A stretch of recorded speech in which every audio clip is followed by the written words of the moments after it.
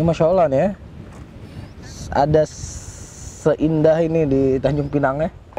Masya Allah. Jadi ini laut semua nih, laut, air laut ya? Ini air laut, disuling. Disuling.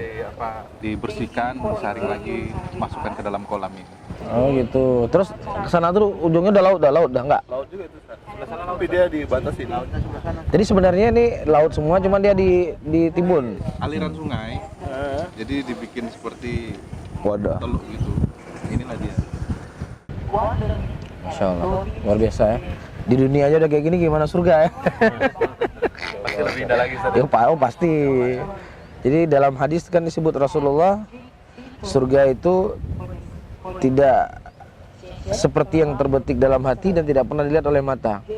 Jadi kalau kita melihat kolam laut ini begitu indah, terus ekspektasinya kita misalnya surga tuh dilipat sekian kali lipat, maka surga itu lebih indah dari apa yang paling akhir yang kita bayangkan.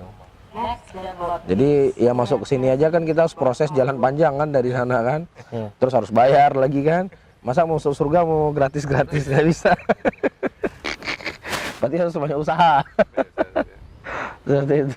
Ini Tempat wisata terindah di Bintan, Ustaz. Oh ini ya tempat wisata terindah ya. Terbesar di Asia Tenggara. Terbesar di Asia Tenggara, Masya Allah. Jadi kan dalam surga Allah kan mengatakan dia punya rumahnya tuh mengalir di bawahnya sungai gitu. Jadi kalau kita bayangkan kita punya rumah di sini kan udah luar biasa gitu kan. Rumah di atas pantai udah keren. Iya, ini rumah di bawahnya sungai surga lagi. Jadi bisa bayangin gimana indahnya, dan sebenarnya nggak bisa dibayangin kan indahnya itu kan.